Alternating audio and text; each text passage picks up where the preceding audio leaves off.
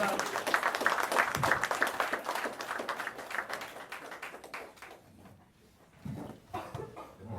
a lot, guys. Yeah, my name's Uzumaki Naruto. I'm the 7th Hokage of Elite Village. Some you might not know about me is I'm also the Jinchuriki of the Nine-Tails Demon Fox. That, my friends, is how you get out of jury duty.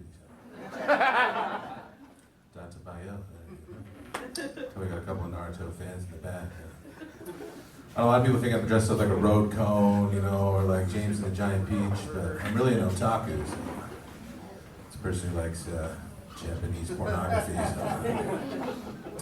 Anyway, yeah, the other day my girlfriend tried to trick me into playing a game of Fuck, Marry, Kill.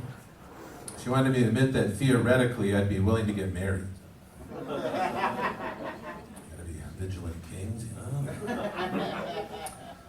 Yeah, as I said earlier, I'm from Michigan, you know, and what happens when you're from Michigan is people want you to show you where they're from on the hand map. People from Michigan love that, you know. So people go, oh, Alton, I hear you're from Michigan. What part? And I'll go, I'm from Detroit. That's how you know it's true, guys. Yeah, I tell you the other day I was looking through, what's that? Oh, go ahead. Oh, that's okay. You guys can yell out a little bit. I can take care of it, huh? Yeah. Yeah, the other day I was looking through some of my old things, and I found a bucket list I had written in my 20s, you know. First item on there, it said, become a millionaire by 30. Yeah, I'm only 1,017,000 short.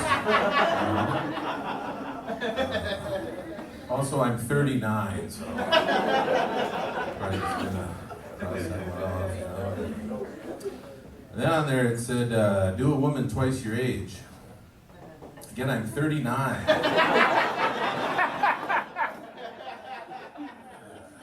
might be illegal, I don't know. Cross that one off, you know. And it said, own your own home, and I was like, good one, young Alden. Yeah, at the bottom it said, learn how to speak fluent Japanese, and I was like, watashi wa chikan desu. You guys probably know what that means, right? Just cross it off. Just cross it off. Does anyone here actually speak Japanese? No. Yeah, me neither. I do watch a lot of anime though. Yeah, you know, I'm getting almost 40 now, you know, so I got to do some things to start improving my health. And, you know, I used to be a power lifter back in high school, you know. So I figured, I'll just pick up where I left off. You know? So I threw 450 up on the squat rack, okay? And I'm knocking those out, and it's going all right, you know? But then when I get done, my balls kind of hurt, you know?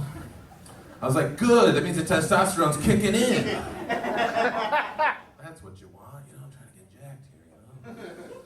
I woke up the next day, and my stomach kind of hurt, you know? I was like, oh, what if I gave myself a hernia, you know? I looked it up, and pro tip, guys, if you get a hernia, it's not just going to go away, okay? You got to get a surgery. It's about $8,000, so that's when I realized I absolutely did not have a hernia. So.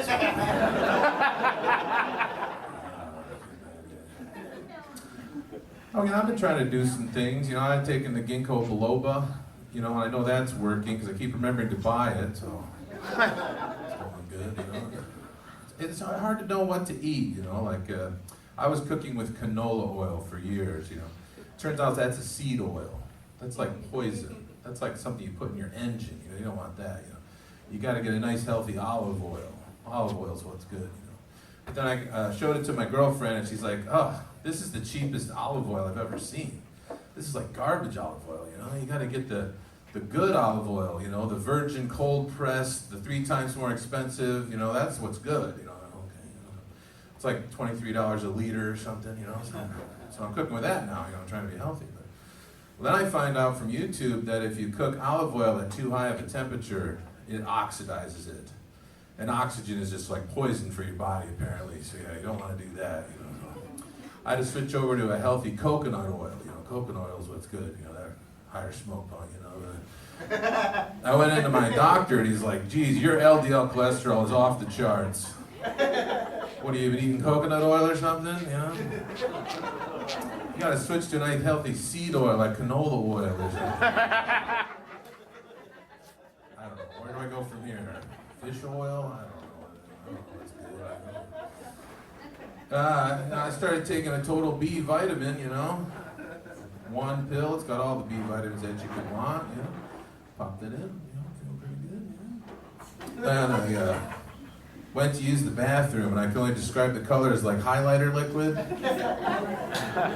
Oh, at least I know it's working, you know, that's good. I looked at the back of the bottle. It said it had 87,000% of the B vitamins you need for one day. I was like, I don't know a lot about percentages, but that seems high. You know, why not just shoot for 100%? Again, one pill, I took enough B vitamins for Canada. So. Seems like too much. Anyways, yeah, well, you know, around my apartment building, I'm known as the guy who swims in the unheated pool when it's cold. That's all people know about me where I live, okay? They'll be like, there he is. That's the guy who swims in the unheated pool when it's cold. Look how hairy and masculine he is. I wish he'd come over here and fuck me. Yeah, guys, that's me where I live, you know.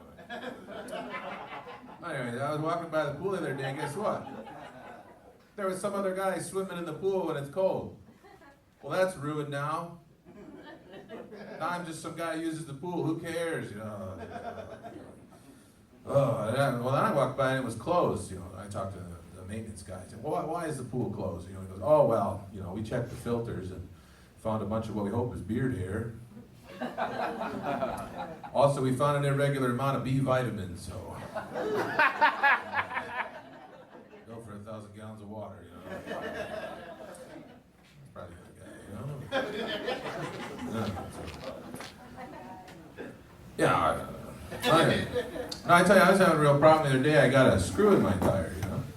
So I had to go over to Discount Tire, get it switched out, you know. So I go up to the guy and I go, hey, my tire's screwed. He's like, what do you got, low tread or something? I'm like, no, there's a screw in it. And he goes, okay, let me take a look at the tire and see if that's the problem. Well, I'm not a tire professional, but you know, I have a hypothesis, but you know, let you do your job. So. Anyways, he gets his tool out, which is like the spray bottle you might use to discipline your cat. And he sprays the screw and it starts bubbling. And he looks at me and goes, yup, it's the screw. Good. Glad we're all on the same page with that, you know. He's like, all right, well, what kind of tire do you want? You know, and I was like, I don't know, something that fits on the car would be good. You have it in black? You know? Well, what's this gonna cost? He goes, well, you know, we got some of these for 70, we got some of these for 120. You know, well, what's the difference? You know, he's like, well, I get paid on commission, so I like the 121, you know. God, just get something on there, you know. This is when he hits me with his pitch. He goes, listen, do you want tire insurance? Oh, no, 15 more if this ever happens again. We'll replace it for nothing, you know. Well, it might be nice to have some part of the car insured. I don't have car insurance, I don't have health insurance, you know, I got this tire insurance. Not all the tires, mind you, just the new ones. If I get in an accident, it's all covered as long as I hit the passenger front tire.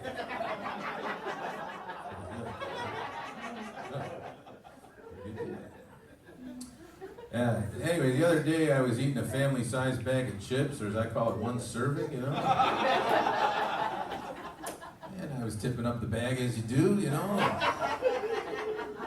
Bottom of the bag there was a staple. Oh, thank God for chewing. Keep the debris out of your body, that's very important, you know. Not the kind of stomach staple that you want. The doc, my tummy hurts there. He goes, oh yeah, we got the x-rays back. A couple of your turds are stapled together. What kind of insurance do you have? I was like, do you take tire insurance? They don't, guys. It's probably fine, you know. Well, anyways, I've been tangling with my old adversary, Chase Bank, again. Yeah, they've been charging me $12 a month for my free checking account, you know. I was like, what the hell is this? So I called them up, you know. Why am I getting this fee here? They go, oh yeah, it used to be, Chase free checking, but now we changed it. Now it's the Chase Freedom checking. So we got the freedom to charge you $12 a month. I don't know about all that, you know. Well, it's a new fee, so how about this? Well, you don't have to pay it this month. We'll give you the money back. But next month, you got to pay it. You know, I go, oh, yeah, all right. So I've been calling them every month for the last 3 years. I have a very persuasive argument, too. I go, listen, I know this phone call's being recorded. I have nothing to do today. Is this what you want your day to be? I got my phone plugged into the wall. I just need you to hit the button to give me back the $12. It's not your $12. What do you think? You know? Now, and sometimes they'll give you the runaround, okay? They'll put you on hold. And this is when I engage in my other little hobby. Because I am a level 7 local guide on Google Maps. And I only rate one business, guys. Chase Bank branches. The longer they leave me on hold, the more I get to rate, okay? I've rated over 800 Chase Bank branches. Many of which I've never set foot in. They all say the same thing, 1 star. $12 a month? No. They know what it means. One, two, if you guys want to get in the rating game, you can rate the ATMs and the branches separately. Why would you do that? Well, because a lot of people don't know you can rate the ATMs. So there's actually 100 Chase ATMs in Austin that have 1 star. $12 a month? No. No, they'll start catching on. Well, they stopped charging me for about 6 months. I complained so much. Then they started up again like I wouldn't notice. So I was like, well, what now? Where do I go from here? I realized what I got to do is I got to go to the Chase Bank across the street from my apartment and start taking their pens. So for $12 a month, I feel like I got to get about 300 pens. And it's tough because you're not even really, I don't have any business in there. I do it all over my phone, so I'll just go in there and be like, how's my checking balance? Still negative? Okay, good.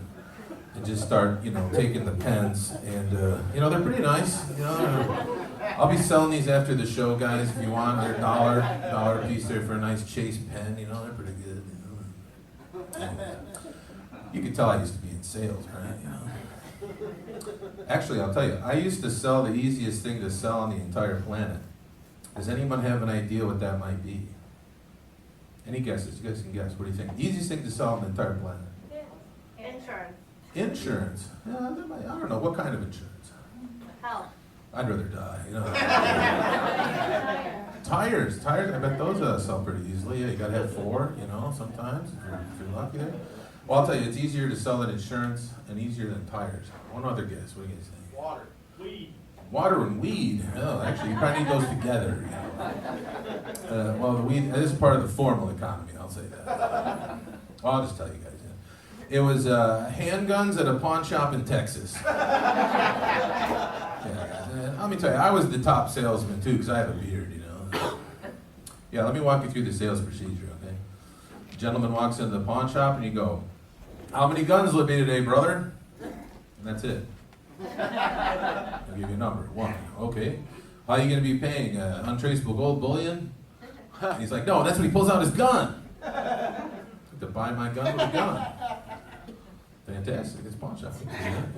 Type that in right here. Gun, Like, oh look, I see you scraped off the serial numbers. Good, that'll save time. Okay, well, you want me to wrap this up in the U.S. Constitution for you? He's like, I'll wear it out. All right, well, have a lovely day. Yeah, guys, and for that, I was paid a commission of 1 gun. So. Well, I like to close out my set with a couple of one-liners. Ma'am, you on the phone there, I got a question for you.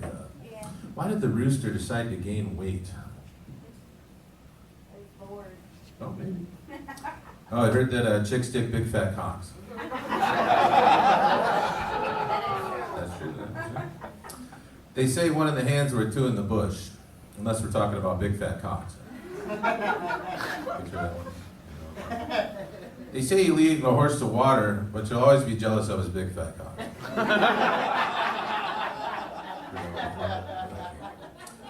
Guys, I had a very expensive auto repair recently, very expensive. It cost me an arm and a leg and a big fat cock.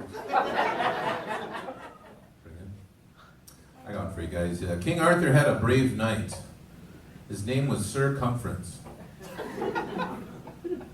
Because he had a big fat cock.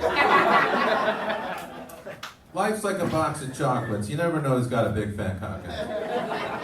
Also, beyond the pens, I'm selling this. This is my joke book, the Big Fat Cock Joke Book. This is a 100% big fat cock jokes. They're paired with an AI image. So if you'd like to get one of these. Here's an example. Let he who is without sin be the first to expose his big fat cock. Disciples there, you know, it's pretty good animation here. We'll do one more here. There's a sucker born every minute, which is great news for people with big fat cocks. Yeah, she looks very thirsty, guys. Well, thank you very much. I'm at Alden Shab. You guys ready for your next comedian? Yeah.